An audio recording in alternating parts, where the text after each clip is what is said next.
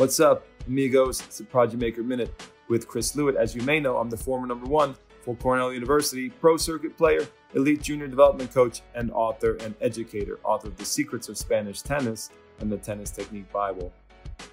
Just wanted to talk about the Alcaraz-Medvedev match. I've been watching some highlights of the match. Really interesting tactical matchup. I think one of the things with Alcaraz is people don't talk about, everyone talks about his forehand. People don't often talk about his backhand. I think his backhand is freaking amazing. It's just so solid, so automatic. He can rip it for a winner. He can do anything with it. He can go open stance. If you watch his backhand return a serve, it's money in the bank, it's solid gold. And he can just, so powerful. He's got a great shoulder turn, kind of an extreme stance. You see that with a lot of two-handers on tour, technically. But it's just like the balance is beautiful and the arms work in perfect harmony. And he's able to generate so much pace off that side. It's very, very solid. Everybody talks about the forehand. The forehand is great, but the backhand to me is like very special and simple and mechanically perfect, almost perfect, And you compare that to Medvedev on the other side, his technique's a little funky. He's got kind of like that big looping forehand, kind of funky looking forehand with the strange follow through. I don't care so much about that, but he's not able to generate as much spin.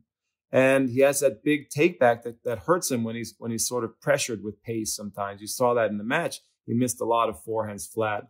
Also, because he plays so flat, it's a little tougher in the wind for him. Those conditions are tough for Medvedev. Alcaraz, on the other hand, poses a lot of problems for someone like Medvedev who likes to stand deep in the court. By standing deep, returning deep, playing deep, it opens up the drop shot for Alcaraz. It opens up angles for Alcaraz. It opens up the wide serves, the abierto serves, the open serves, and serve and volley play that Alcaraz can do very well. So Alcaraz can exploit Medvedev on those aspects of the game. And when they're playing baseline to baseline, he can get to every ball because he's super fast and he's super solid, just like Medvedev. So I think it's just a really tough matchup for Medvedev. And I'm curious as to why more players can't exploit Medvedev's court position, especially with the serve and volley. I guess you just don't see many players serving and volley that much anymore. It's great to see someone like Alcaraz do that, because when I was a kid, and I used to love the serve and volley, I grew up a serve and volleyer.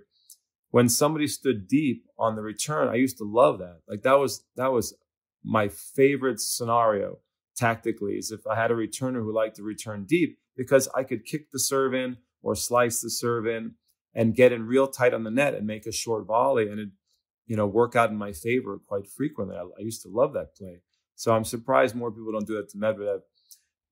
Definitely that's definitely a key play against anybody who plays deep, especially returns deep. And the drop shot, if you have a good drop shot, you can really hurt somebody who likes to hang back in the court the way Medvedev does.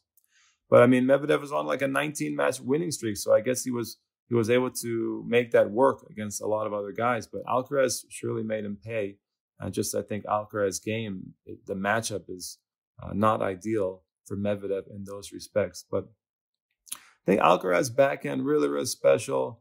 Alcaraz's movement is wonderful. And then he's got great volleys and good transitional skills. It's really nice to see a young player from Spain playing that style. It is the future, it is the modern Spanish style and probably the future of the Spanish game. And I'm happy that he's doing well. It's going to be good for my book sales. It's great to see that Spanish guy on top of the world again.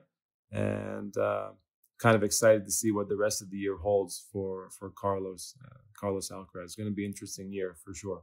Guys, if you like this Prodigy Maker Minute, please check out my big show, The Prodigy Maker Show. Also, if you haven't subscribed, please consider subscribing to the channel. I know I have a lot of people who enjoy the channel who are not subscribed. If you don't mind supporting us by subscribing, it just helps helps us on the YouTube algorithm, helps us grow and get more viewers and grow the community.